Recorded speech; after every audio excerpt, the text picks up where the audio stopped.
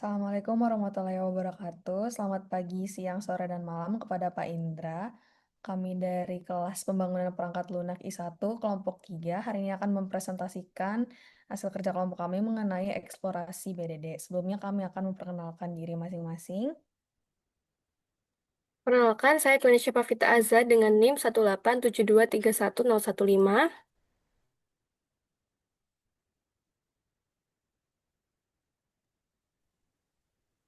Perkenalkan, saya Vina Nuraini dengan NIM 187231020. Perkenalkan, nama saya Krisan Ardianti Lanasyada dengan NIM akhir 078. Perkenalkan, nama saya Deananda Viani Manalu dengan NIM 18723101119. Nah, hari ini presentasi kami akan membahas tentang Behavior Driven Development atau disingkat BDD menggunakan Python. Ini adalah pendekatan berbasis perilaku menggunakan library Behave. Apa itu BDD? BDD atau Behavior Driven Development adalah pendekatan pengembangan perangkat lunak yang menekankan perilaku sistem dari sudut pandang pengguna. Tujuan dan prinsip utamanya yaitu yang pertama menyatukan komunikasi antara developer, QA, dan juga stakeholder. Yang kedua menggunakan bahasa alami yang sering digunakan yaitu dengan format given, when, dan then. Lalu yang ketiga ada menjadikan tes sebagai dokumentasi. Dan yang terakhir adalah memastikan sistem berperilaku sesuai dengan ekspektasi pengguna atau user.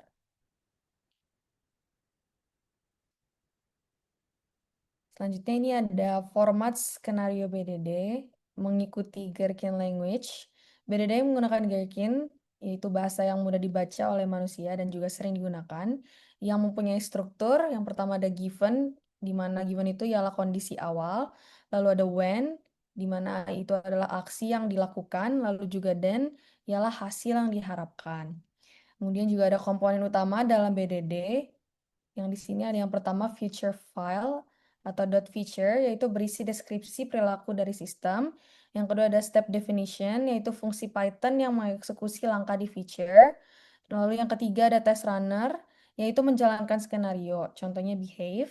Lalu yang terakhir ada report atau output, di mana itu adalah hasil eksekusi dan evaluasi setiap skenario.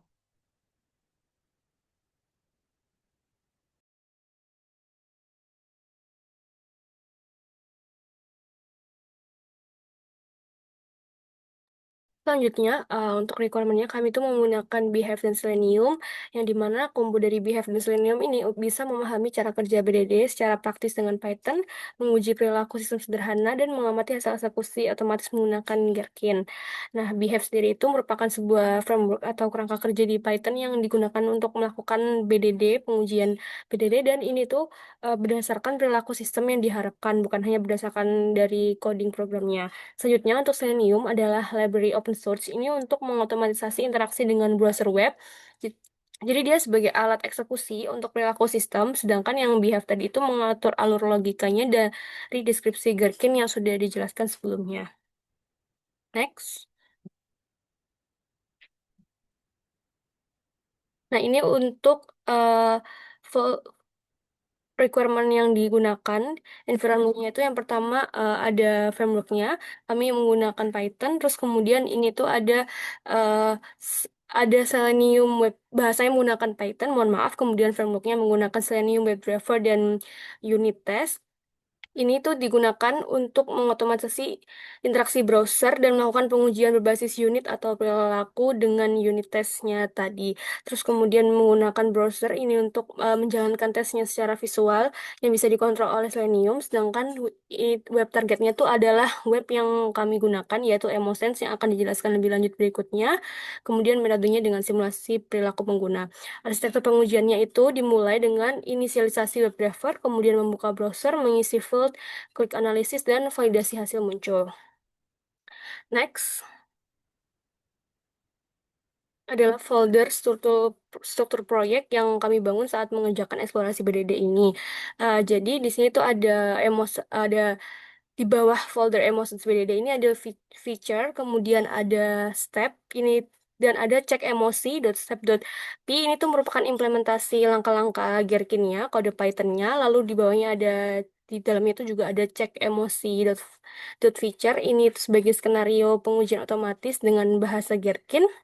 Lalu ada environment P, ini tuh untuk setup dan teardown browsernya, konfigurasi Selenium, dan ada behave, ini tuh file konfigurasi behave-nya. Baik, selanjutnya ada penjelasan dari website yang kami gunakan untuk eksplorasi BDD. Di sini adalah website Emosense, di mana website ini adalah untuk menganalisis emosi dari komentar YouTube di sistem Emosense ini. Jadi mencantumkan link YouTube, lalu akan dianalisis emosi komentar-komentarnya.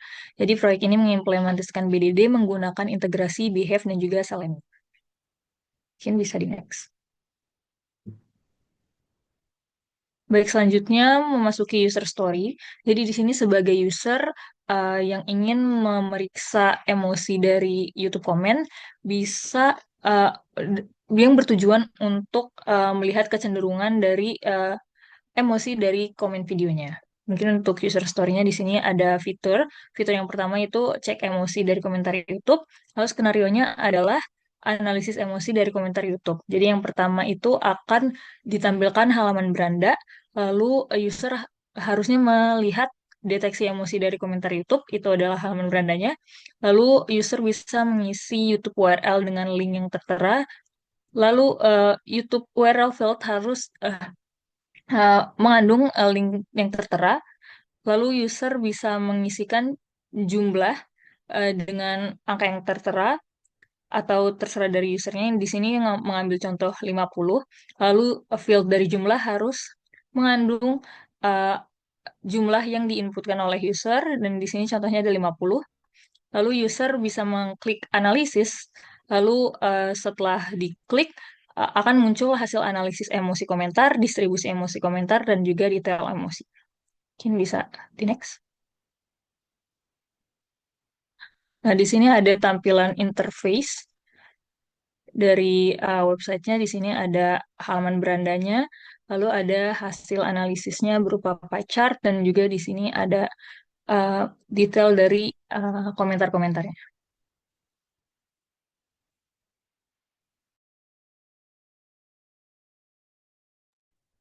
Oh, baik, mungkin selanjutnya bisa kita langsung masuk ke implementasi dari penjelasan-penjelasan sebelumnya melalui menggunakan Python.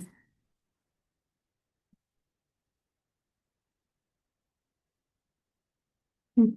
Di sini sudah terdapat file yaitu cek emosi steps, kemudian ada cek emosi feature dan juga environment. Nah, kebetulan di sini terdapat kami menggunakan dua karena projectnya itu salah satu berada di folder yang lain.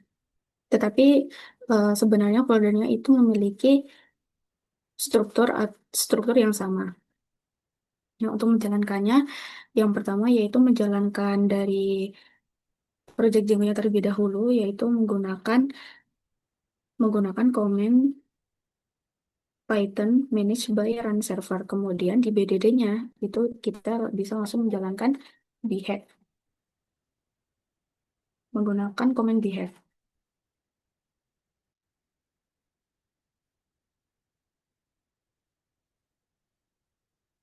Nah, di sini sudah muncul.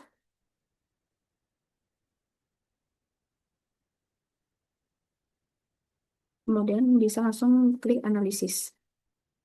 Oh ya, di sini kami menggunakan Selenium sehingga Chrome-nya ini dikontrol oleh Selenium itu sendiri sehingga field untuk link dan juga jumlah itu terisi otomatis. Nah, di sini merupakan hasil dari analisis emosionalnya, yaitu di sini ada distribusi, ada merah, ada marah, senang dan juga takut. Marah warna hijau, senang biru, dan takut warna merah. Kemudian ini merupakan detail emosinya. Di sini sudah terdapat satu-satu komentarnya. Nah, di bagian kanan pojok ini terdapat status emosinya, itu ada marah, senang, dan juga takut. Nah, Kemudian apabila klik kembali, itu akan masuk ke halaman beranda. Dan ini merupakan hasilnya.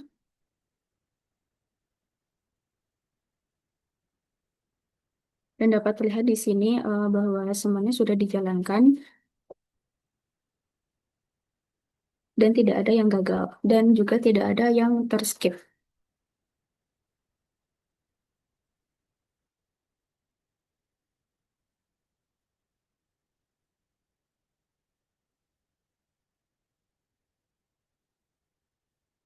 Baik, mungkin dari pendekatan behavior driven development ini dapat disimpulkan bahwa terbukti efektif untuk menguji perilaku sistem berdasarkan interaksi penggunanya secara nyata. Nah, melalui integrasi antara Behave dan Selenium ini, pengujian itu dapat dilakukan secara otomatis di browser seperti yang terlihat sebelumnya, yaitu semuanya terisi dengan otomatis sesuai dengan code yang kita cantumkan, sehingga itu memudahkan untuk validasi fungsionalitas interface-nya tanpa intervensi manual atau pengujian secara manual. Selanjutnya, hasil eksplorasi ini menunjukkan bahwa sistem EmoSense itu sudah mampu berfungsi sesuai dengan skenario yang ditetapkan dalam user story. Nah, selain itu, penerapan BDD juga membantu menyatukan bahasa dan pemahaman antara tim pengembang, tester, serta stakeholder, sehingga proses pengembangan menjadi lebih kolaboratif dan selaras dengan kebutuhan pengguna. Mungkin sekian dari kelompok 3, kurang lebihnya kami mohon maaf. Wassalamualaikum warahmatullahi wabarakatuh.